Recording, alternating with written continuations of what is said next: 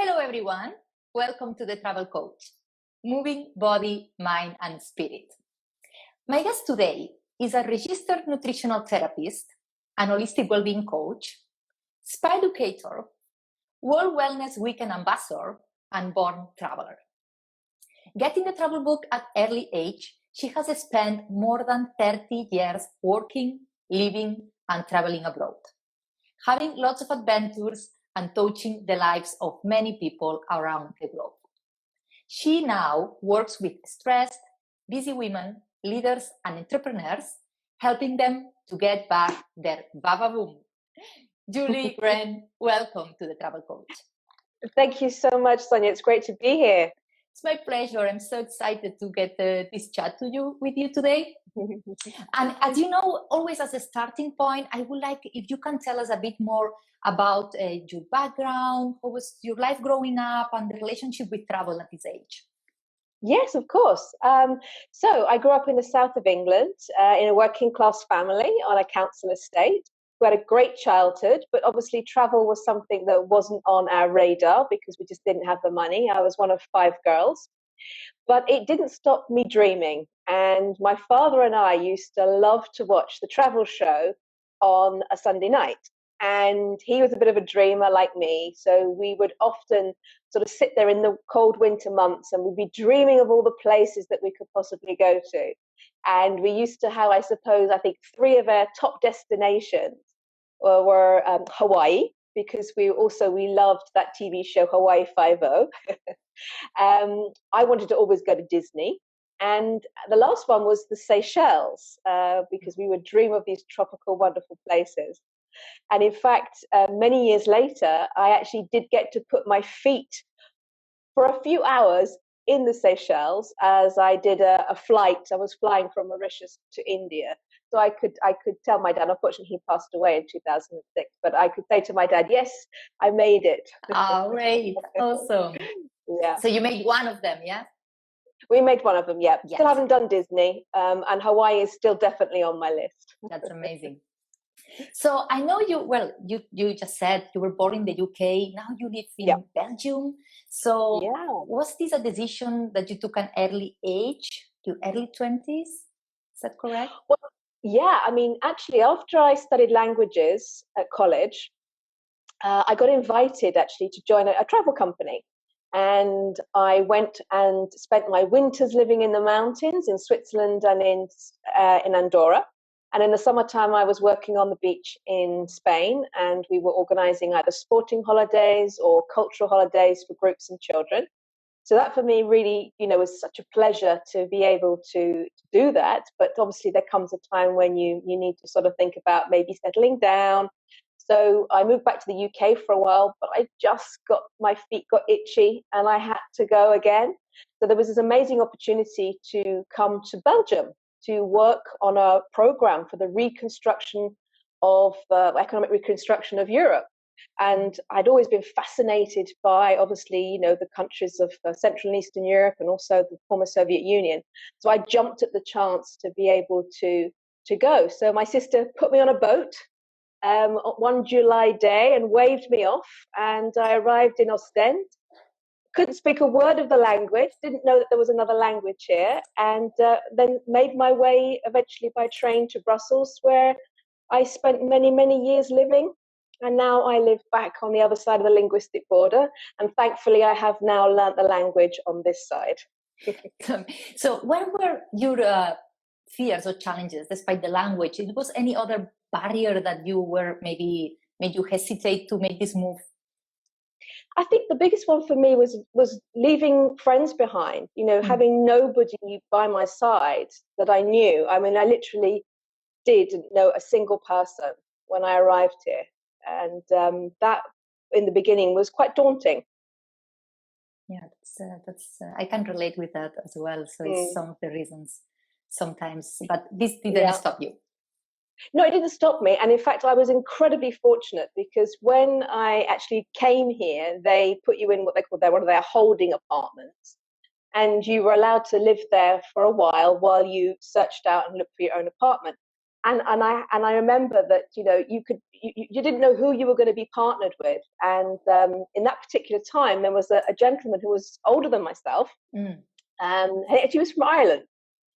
His name was Jerry Farmer. Yeah, he was a wonderful man, and we just hit it off amazingly. We had such a great rapport. We had the great sense of humor as well, and he really took me under his wing, and sort of, because he'd been traveling all over the world in those days. He'd been like a consultant in many projects all over the world, development projects. And he took me under his wing, and he really showed me the ropes. He showed me how to be a good project manager, how to be a good consultant.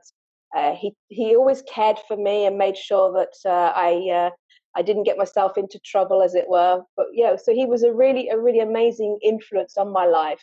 And I think it was the first time I'd actually had what I would call a mentor. So yeah. He was a colleague of yours, or how did you meet him? Yeah, so basically he had come through the same route as myself to arrive in Brussels to work at the European Commission. And I think, you know, he had certain specializations which they desperately needed at that point for the reconstruction programs. And we just sort of like ended up in the same department together. And yes, he got me on lots of projects with him, and I became sort of like, I suppose, his mentee. He had me on lots of different exciting projects that we worked on together, and as I say, it was a good, positive relationship, and one that I have always treasured and very much valued. Wow! So out of nowhere, two completely strangers. Absolutely.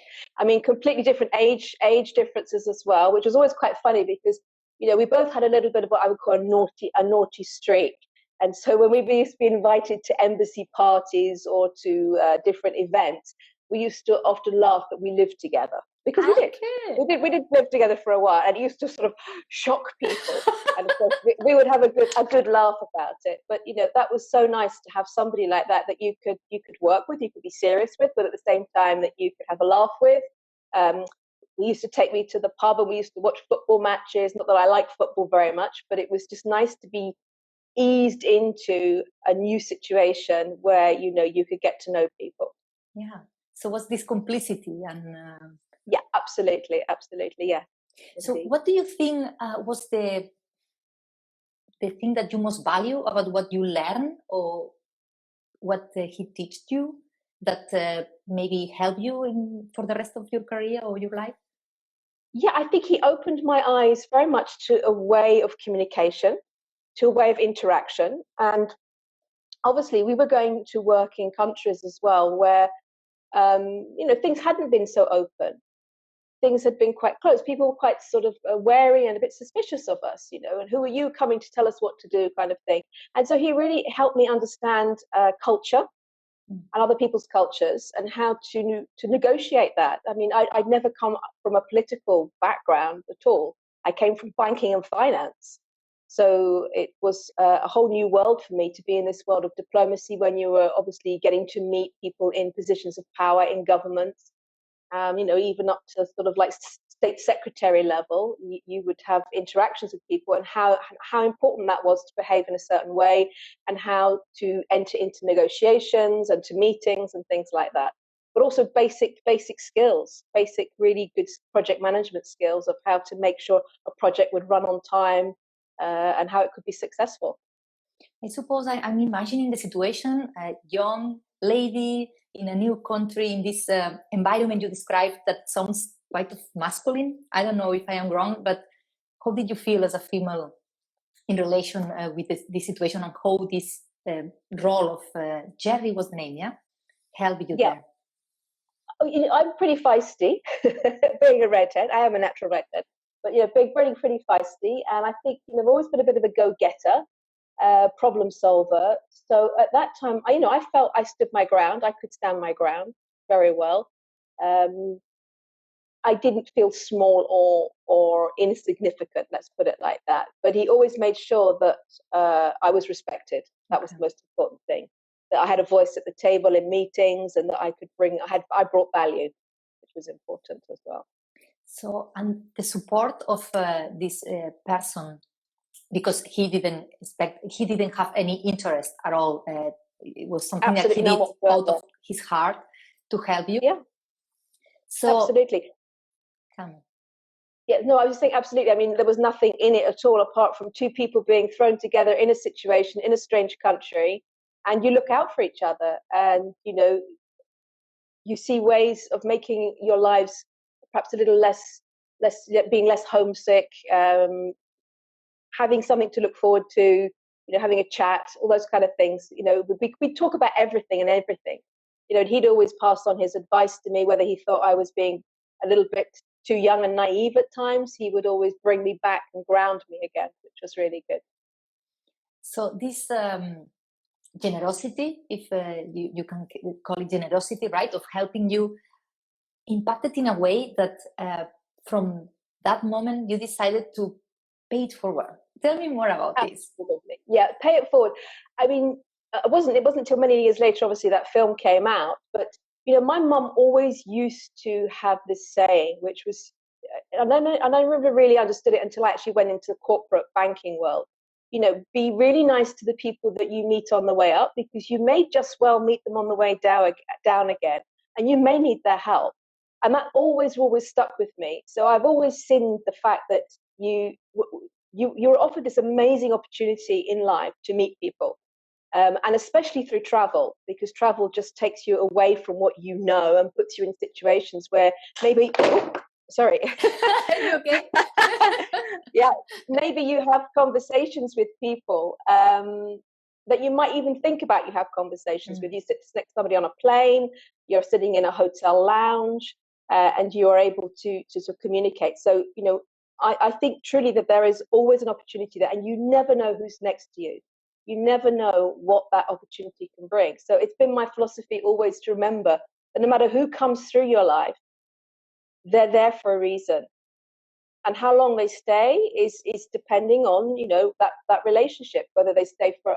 I've had many great girlfriends that I've met over the years through travel that still today are my best friends, and they're in the other side of the world. One of my best friends is living in the Cayman Islands at the moment, and I won't see her for a couple of years, but we have a history together of care and looking out for each other. And so everybody you meet in any situation you can influence their life. You can, in such a way, have an impact on it, no matter how little you think that might be. A conversation might spark an idea for that person, and that may end up then transforming their lives. Wow, that's so powerful. You said lots of things there that I'm so passionate about. So that everybody you meet in this journey is there for a reason. You impacting you impacting them, even if it's a short period of time or long period of time. You don't know how long it's going to be there. So always being open to meet these people, to get to know these people, and also traveling. You are out of your comfort zone, and you meet these people that are also out of their comfort zone sometimes. So these relationships are stronger. You have common ground. I mean, and I always think one of the greatest levelers as well between people is food. Food is always something that you can come together over. You can sit and have a meal with somebody. You can, you can be somewhere in a market, and you could be looking at food or discussing food, having a coffee or whatever. But food for me is one of those great things that cuts down barriers. It just cuts through the red tape, if you like, because over food, people want to share with you their culture through their food. I've found in every country I've ever traveled in. And for me, I love food. I'm a nutritional therapist. I love discovering new things and new tastes and new flavors. And that's a great way as well to connect with people. Yeah, we are very proud of our, cuisine, and in my case, Mediterranean cuisine. Yeah. So we love that's so true. It says a lot about also our culture and traditions. So it's a part of our history and ourselves. The food is very powerful as well when we travel. That's amazing. Yeah. So I think if I hadn't done what I did now, I might have even become a food historian. Yeah. Because I do find it absolutely fascinating how food journeys and how food, the spice routes, and how different dishes. And I think last night I was writing about the emperor's forbidden rice, the black rice. So, Okay. those kind of things really spark my imagination. Yeah, and how some cultures love more spicy and the others, other kind of. That's true. fascinating. Yeah, that's Yeah, amazing. yeah. So now, when you were, we were talking about this journey, right? When you were there and Jerry helped you. So I know you travel a lot. You travel also for work, and just being an educator and teaching around the world is already contributing, is already paying it forward. But this was not enough for you. So you wanted to go beyond that. So how was this? Tell me maybe with some examples, some trip you did and the situations that meeting people that you maybe saw that you could help, and how this can serve as an inspiration for those who are also maybe wanted to travel and make an impact on other people's life. Well, I suppose one of the stories that comes to mind is when a young girl, she came to work with us. Now, it was back in the time when, it was very hard in some of the countries, the Eastern European countries, to find work. And so we had a program where we would bring over, say, young graduates, if you like, and try to mentor them and help them. And I think she'd been working as a waitress for quite a while and hadn't been able to find any work. So she came over and she used to call me her little mama. Wow, okay. And basically, I kind of was paying it forward as well, though, because, I wanted to also mentor her because she'd come from her own country alone. So I took her under my wing and I spent about 6 months really coaching her and working with her and helping her to learn skills like project management skills, and particularly in finance, which was an area at that time that was my particular go-to area. Do love a spreadsheet, as people who know me will tell you. And so, I spent a lot of time teaching and training her. And, and it wasn't always easy, but, we got there in the end. And I was so amazed and happy to see that years later that she went on to be a financial manager and then on to be a financial director. And her career really blossomed and bloomed.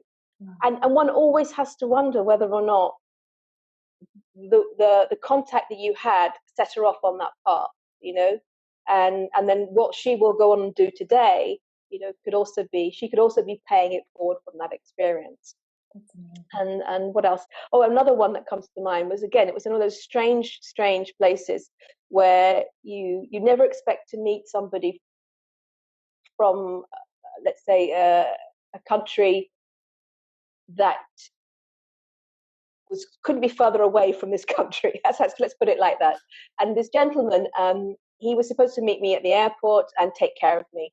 And it turned out that he came from Georgia, the Republic of Georgia. And it's one of the countries I absolutely adore as well to travel to, and people that were just so lovely. And bless him, he was sitting at the airport waiting for me till 3:00 in the morning because I had visa problems. And he took such good care of me the whole trip. And I was just so grateful for this because I'd never been to Qatar. It's my first time there. I was a little nervous, obviously, about how to behave and everything. And he just took such super good care of me. And then years later, he reached out to me and he needed some help. I know, and it didn't even cross my mind not to say no. Of course I was going to help him. And because he'd been this amazing support for me, and I just wrote him this glowing referral in the hope that he got this really good job in a 5-star hotel that he was going for. Wow. So yes, anybody who I think is traveling, and and you get help from people, whether they're local or not, just imagine, that person is doing that just for you, and maybe one day at some point you could help them back as well. Yeah, what I'm noticing here is people who already requested your help. I mean, because sometimes we want to help, and if the help is not wanted, we can feel frustrated, or we trying to help people who actually you see they need help, but maybe they are not wanting your help. So do you think this is something important, to wait for this person to ask you or offer you help, or how we can? I don't think we can force anything on anybody, but I think what it's really, really important to do is always to leave the door open. My door is always open to anybody I've ever taught all over the world, anybody who needs a bed for the night, who actually I've met. I always say to them, if you happen to be in Europe and you need something, you know you can always reach out to me. I think that's the most important thing, is showing somebody that there's a door open. Yeah, I suppose. And there's a connection. It doesn't matter how long it's been, whether it's been years or years and years. If you have a connection with somebody, then they should, I think it's not that you should, I think there is that feeling that you would be welcome them. Mm-hmm. They see you as approachable, they see you as, yeah. I mean, there are some cultures, aren't there? There's some cultures where at certain times of the year, for example, I think it's a culture I came across on one of my travels, where they put a light in the window to tell the traveller, the lonely traveller on the road, that they're welcome to stop by for a meal. Wow. And a place to sit and to get warm by the fire. And that has always, again, really touched my heart to think, well, that's a wonderful, to leave a sign for somebody that here you're welcome. Wow, it's amazing. That's amazing. Well, I'm thinking, you were telling me also that you were traveling and kind of blogging. Is possible you told me that you were blogging and sharing? Tell me more about that.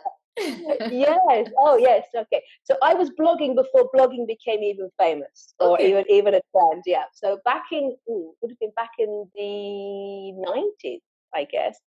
I used to have this thing called the mission reports, and I would send out emails of funny stories about my travels. And I kept a diary, and I would sort of like look at the funny side of life.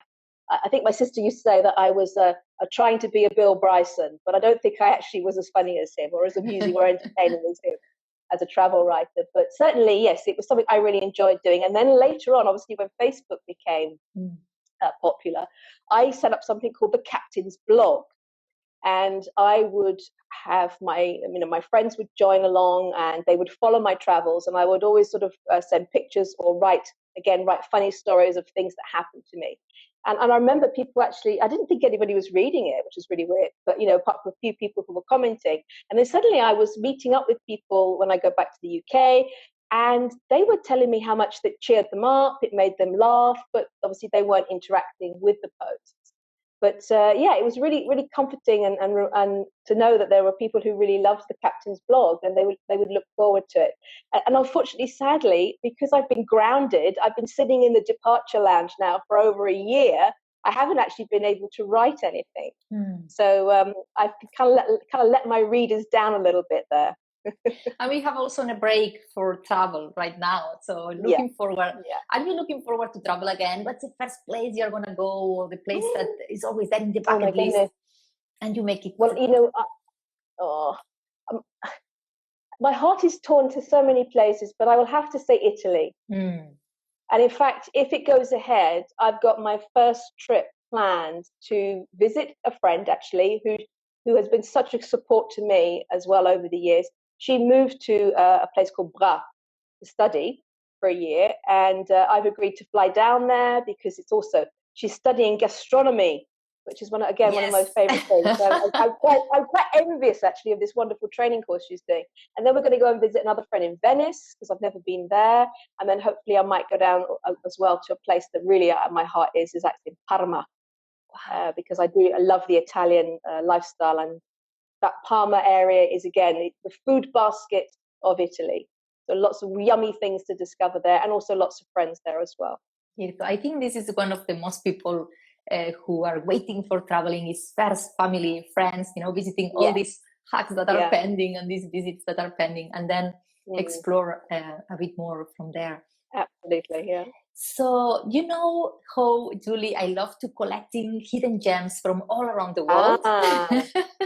What would you like? What kind of gem would you like? If you can share with us from your town or your region, what you think is a must, that maybe it's not that popular or that touristic, but if somebody goes there nearby, they have to go and stop there and visit. What this could be?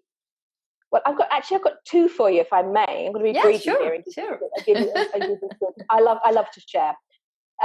Let's start with something that perhaps people don't know. Is there's an abbey near where I live here. I live in the Antwerp region, and there's an abbey called Tongolo. And in Tongolo, they have an actual version of the Last Supper that was actually painted by Michelangelo and his school, the students that studied with him. Now, when you go to look at it, you don't lie on the floor and look up at it. You actually look at it face on. So that's also a completely different perspective. And actually, when they were redoing the ceiling of the Sistine Chapel, they actually came to here, to Tonglo Abbey, to study the colours and the way that it was painted, because obviously it was painted at the same time, but just on a different camp, on a different way, a different material. So it's amazing because you can get so close to it. And I could sit there for hours and look at it as well. And in fact, during the Second World War, it was smuggled out of Belgium and taken to the UK for safekeeping. Oh, okay. But we got it back. Very good. And then I suppose, another really intriguing, let's say, an intriguing gem is about Antwerp. Now, I love Antwerp. I mean, Antwerp is a city that I would recommend to anybody because there are loads of hidden gems there. If you like architect, you like, let's say you like also art and fashion, but there's also stories. And one of them is particularly, it's called the Dog of Flanders. Now, here, none of us really know this story, but actually it's a children's classic in Japan, Korea, in the Philippines. And so lots of tourists from that area want to flock to Antwerp to see this place. And actually it's about a little orphan boy called Nello and his dog Patricia. And actually the story is actually set in Hoboken, because Hoboken is a suburb of Antwerp. But the little boy, unfortunately, he ends up dying. It's a very tragic story. He ends up dying in the cathedral in Antwerp, under the painting, a painting by Rubens. And the little dog is said to have sat every day outside the cathedral, pining and pining and pining for the little boy. So, for a while, the tourist office here couldn't really understand why so many people were flocking and asking about Nello and his dog.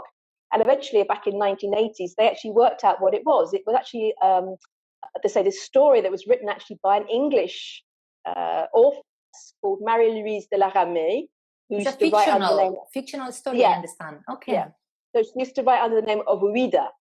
And I say, she set this story for some strange reason in Hoboken, in Antwerp.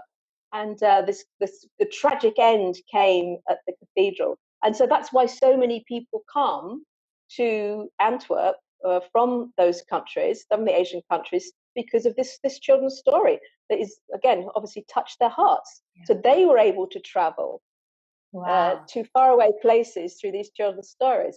And actually Hoboken in New York got its name from Hoboken in Antwerp. Okay. Oh my God, that's a masterclass here. Absolutely. So there you go. Some fun facts for this evening. Beautiful, amazing. Thank you very much for sharing this. My definitely pleasure. Places to visit. And time flies, and we have to say goodbye. But I would like. I know, I can't believe it. Yeah. Well, I hope your viewers have enjoyed my stories. I've enjoyed telling it. I'm sure everybody here enjoyed. And before finishing, I would like if you can share what's the best way to contact you. What could be the way? So you can find me at Olea, Absolute Nutrition and Wellness, or you can find me via LinkedIn under my name, Julie S. Wren. And I think you can't miss me, I don't think, if you look with the hair, with the red hair. So if anybody needs any kind of support at all in terms of nutritional support, I have programs specially designed for women in their 40s and over who are living very hectic lives. And I say, if anybody out there as well is interested in World Wellness Weekend, there's going to be lots of fun things going on in September, all around the topic of wellness as well. I check it out, and it's super interesting. Thank you very much, Julie. I really appreciate it. It was a pleasure to have you on board the Travel Coach, and I wish you and everybody tuning happy and safe travels. Yeah. Thank you very much. Be safe, everybody. Bye-bye. Bye-bye.